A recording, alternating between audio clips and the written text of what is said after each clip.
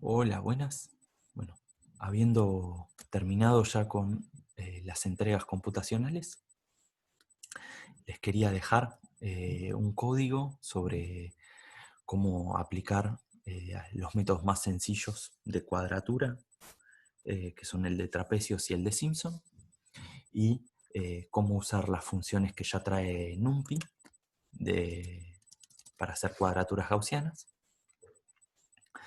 Este, las funciones que les dejo están pensadas para trabajar con las cuadraturas compuestas, que las van a ver más adelante, pero no es mucho más complejo que lo que ya vieron de cuadraturas. Este, en el método de los trapecios lo que se hace es aproximar la integral de f en el intervalo AB como el promedio de f en los extremos multiplicado por la longitud del intervalo. Y en el método de Simpson lo que se hace es aproximar el resultado por aproximar f con una función de segundo orden.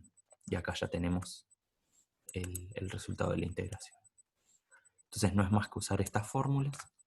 Y cuando usamos cuadraturas compuestas, la idea es muy sencilla, es, bueno, quizá aproximar f en todo el intervalo de un resultado malo, si la aproximamos por un polinomio de orden 1 o de orden 2, pero si el intervalo es suficientemente chiquitito, esa aproximación va a andar bien y entonces la aproximación de la integral va a andar bien.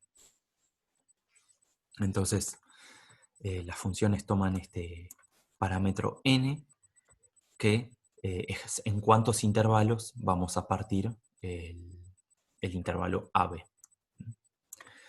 Entonces, fíjense. Bueno, obviamente la integral arranca en 0. Me armo un valor del paso que voy a dar, que tiene que ver con la longitud del intervalo que estoy considerando, el intervalo efectivo, b menos a sobre n, y arranco con un x0, que es el extremo inferior del intervalo, el valor de a, y calculo f en ese punto. La f es, bueno, obviamente la función que voy a integrar. Entonces lo que voy a ir haciendo es, en cada paso, voy a ir incrementando este valor de x0 hasta llegar a b. Para cada valor de x0, lo que voy a hacer es calcular un x1 como el x0 más el paso. Este sería mi b efectivo de este mini intervalito en el cual estoy haciendo trapecios. Calculo f1 ahí, como f de x1, y agrego al resultado de la integral lo que daría la regla de los trapecios. Fíjense que uso esta notación que es más igual, para no tener que estar poniendo q igual q más. Total, yo ya sé que lo que quiero es ir adicionando una y otra vez esto. Y antes de terminar, actualizo los valores de x0 y de f. Entonces esto se va a repetir una y otra vez hasta que x0 llegue a b, o sea, que x1 llegue a b. El método de Simpson es muy parecido, así que tenemos un 2 por 1. Con la única salvedad, es todo prácticamente lo mismo, lo único que hay que usar un paso intermedio que tiene que ver con este valor de h. Fíjense, es la mitad del intervalo. Y entonces tengo que calcular básicamente tres valores de f. F en x0, como habíamos hecho antes, acá está. F en x1 y f en xh, que es este punto interno. Y adicionamos esto a las cuadraturas como venimos haciendo.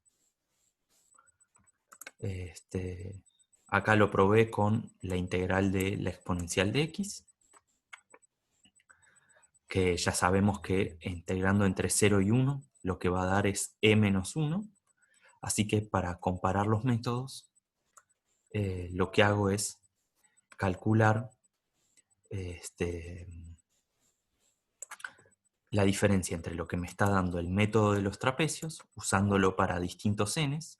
Acá fíjense, lo comparo usando desde un valor n igual 1 hasta 100. Esto sería en cuántos valores parto, en cuántos intervalitos parto del intervalo 0, 1. Y bueno, lo gráfico. Antes de ir a mirar el gráfico, les comento muy breve la función de cuadratura gaussiana. Está en el paquete SciPy, que sería como el NumPy. Y dentro de ese paquete hay un submódulo que es integrate, que sería como el linalg que usábamos para álgebra lineal. Y lo importo, bueno, con este nombre.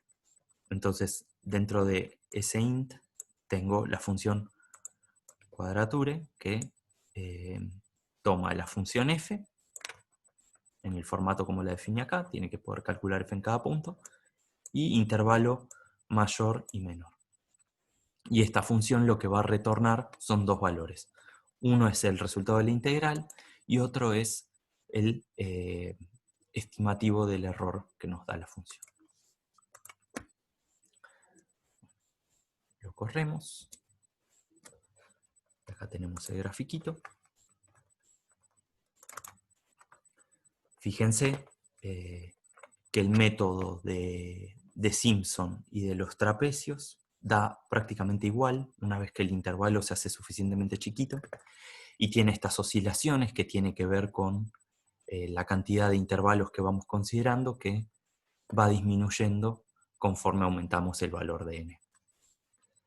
Acá les puse un estimativo de cómo decrece el error, que es básicamente 1 sobre n, parecido a muchas de las cosas que veníamos haciendo. De alguna forma lo que estaríamos viendo es que el error es proporcional al ancho del intervalo que considere para la aproximación.